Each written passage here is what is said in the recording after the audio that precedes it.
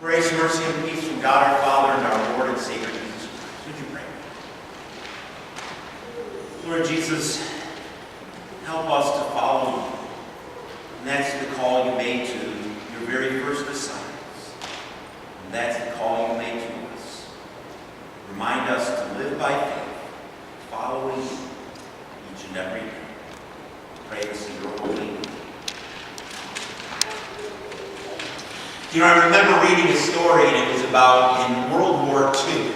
And in World War II, there was this platoon, there was about 20 guys, and their assignment was to get to this bridge. And there was one place to get through. They had to get through this big farm field that was in front of them. And they looked out on the farm field, the horizon in front of them, and they could see a couple of spots where there was explosions. Not from bombs, but they could see by the explosion patterns, it was a minefield. And they were debating and looking at this, and they said, you know what, we've got a minefield in front of us. Do we go around? And there wasn't really a quick way around. They said, we got to get over there as fast as we can. And then the commander of the unit said, all right, here's the plan. Somebody goes, whoever takes the lead, walk a little, not so much gingerly, but make sure where every step you take, squish it, move it around a little bit so you leave a clear boot print. And you go. And then if you're hit by a mine, the next guy will come following exactly in your footsteps. And when they came where the mine was, to just veer a little bit to the side and keep going. We'll get across this way. And one guy said, well, that's a great idea. But who goes first? You know, that's a great idea if you're going 4th, 5th, 6th, 7th grade, you know, or last in basketball. But the commander who came up with the idea said, well, I'll go first. And he made it across, and everybody followed right in his footsteps. You know, my text this morning is this second passage, but really tying in with the gospel of thinking about following Jesus in faith and carrying out his mission and ministry.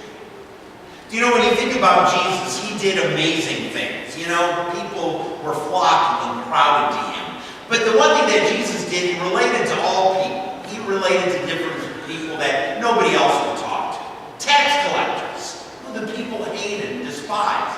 One of them, Matthew, became one of his disciples. And Zacchaeus, a chief tax collector, what did Jesus do? He went and ate at his house. Lepers who were cursed with an illness that nobody wanted to get anywhere near.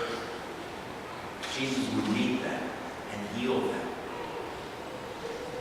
Samaritans, who everybody hated in Jesus' culture and environment, you know what? Jesus talked to them, even made them the hero in parables. Knowing that the grace and love of God reached out to them as it reaches out to all people. And when you think about what Jesus did, you know, I opened with the story of going through the minefield. When you think about the whole life of Jesus, you know, the one thing that stands out above and beyond anything to show how much he cares is the message and the grace of the cross. Where Jesus died for me, for you, for all people. And how do we live and share out that message and grace? Do you know, sometimes it's easy, but you know what? Sometimes it's very hard. And we see that even in the life of Jesus. And Paul is asking that question when he talks about his life as a missionary, as an evangelist, going out to different countries. Do you know what? He worked in, you know, back in Israel, he worked in Damascus, he worked in Asia Minor, he worked in Greece. Wherever he went, Paul had this great missionary attitude of blending into different cultures. He said to those under the law, all those people eating kosher foods, do you know all your kosher dietary restrictions? You know, you say, well, no pork. But you know, it's sort of, you know, the split hoof and choose the cud. Can you? You know, I sometimes always forget all the, exact things. There's no shellfish, with certain fish, with or without scales. There's all sorts of things. But what all those were meant to do is every time you sat down to eat, you think about God and your relationship to God. But Paul said, when I'm with the Jews under the law and no kosher food restrictions, do you know what I do? I eat like those people. When I'm with Greeks or Romans, people far away from the laws of God, I blend in and eat with them. Do I remember when I was at seminary, there was a certain set of questions they would ask people who wanted to be missionaries, especially in foreign fields. And the one question that I always remember that stuck into my mind was, would you eat a rat? Raise your hand. Would you eat a rat? 1, 2, 3, 4, 5, 6. I give a smart aleck answer is, how was it cooked?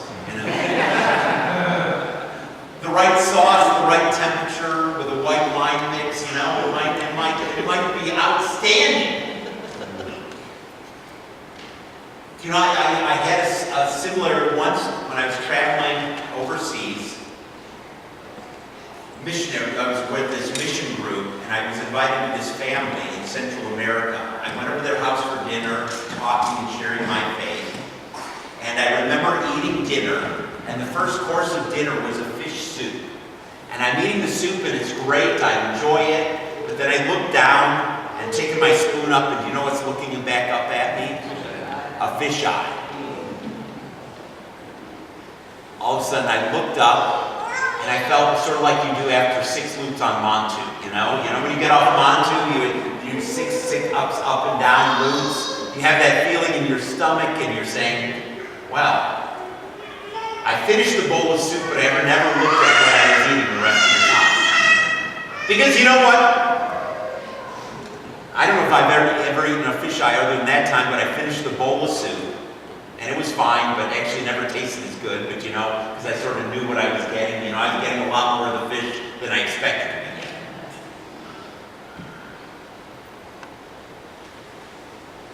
But I thought of this passage when I think, I become all things to all people so that I might save some. It's being ready and willing to say, let's just try it. I tried that at the Chinese place. We get Chinese food every once in a while from China City here in Tampa Palms, right by our house. And one day I was, getting food for my wife and I, and my wife got her usual beef lo mein with extra vegetables. And I went to the guy who knows me and said, Dave, how you doing? And I said, all right, give me something different. Give me something you would eat. He said, it's not on the menu. And I said, give it to me. And he fixed it up. Actually, it tasted pretty good, but it was hot. It was a scorcher hot. It was heat beyond what I was comfortable with. So actually, about half of it, I had to just stop eating and go to continuous water. Have you ever had something that hot? But I was thinking about that, part of working and following Jesus is being ready and willing to step outside of your comfort zone and to think of other people. To think of them, where they're at, what their life is about, everything that goes on. And that's one of the challenges we have in the church. Because the church exists for one purpose of sharing this incredible message of Christ Jesus crucified, the Son of God dying on the cross for each and every one of us. But he wants us to share that message with all people. Jesus in the gospel reading said, crowds are gathering around, they want to hear you some more. And what did Jesus say? We're going to the next town. Because I got to talk to more people. I got to share the message with more and more people. And you know what? That's what the church is meant to be about. One thing that Family of Christ is endeavoring upon is, expanding a little bit in different sites now. We have Bill over at West Campus, where some good things are happening and some positive things. And Kurt put a letter in the bulletin today about, starting in North Campus, up 15 miles north of here is what we're looking at, and somewhere starting a new church, the end of this year and getting going and doing that. There's going to be a lot of people explosion up there. If you've been, driving around up that way, it's going to get big in the next 10 years. But it's all about sharing with people the incredible message of Jesus, who died for us. And Paul lays a big challenge on the church, and he says, you know what? Sometimes you got to step outside your comfort zone and show people how much you love them, how much you care. I remember reading the story about Jim, and Jim was a 20-year-old, but you know what? He had an incredible passion for Jesus. And he met these people who didn't know anything about Jesus, and he cared for him. He loved him. And you know what Jim decided to do? He's going to dress the way they dress, eat the food they eat, and try to blend in. And you know what these people did? They shaved their heads, except for a ponytail on the back of their head. How many of you would you be able to, I ask you, could you eat a rat? How many could shave your heads? Yeah. Some people it's easier than others, Mac, right? So it's a few people here, that's not that great a step of faith, so. Women really, that would be, so. But he shaved his head except for a ponytail, and sometimes they would even dye different colors in the back of his head. He wore these strange clothes. He ate their food. And then one day he went back to his home church, and his home church looked at him and said, "You're a weirdo. What happened to you?" And he said, there's these people I'm trying to tell about Jesus, and a lot of them dress this way, trying to fit in. Their clothing, their haircuts, even their diet. The church had a hard time accepting Jim. Do you know this is a true story about one of the greatest missionaries of over 100 years ago, James Hudson Taylor, who was a missionary to China. And do you know what that sort of style in Chinese, they shave their head with a little ponytail on the back of the head? But he said when he came back to his home church that he came from, they looked at him and said, "How in the world could you do that?" He said, "Well, that's the way it is over here." And incredible things happened because he was willing to go out of his way to share this incredible message of Jesus. He left his comfort zone, but he followed Jesus. None of you I'm asking to do that. We're not serving rats. Tim, the kids back there are not serving rat this morning, or they're, they may have weird haircuts. I'm not promising that, but sometimes kids do that. I've seen some pink and purple hair in my day, that you sort of get shocked at a little bit. But what we all do is share this wonderful, incredible message of God's grace. And we do so by following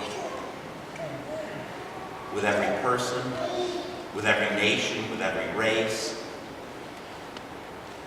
the message and the grace of Jesus. May the Lord help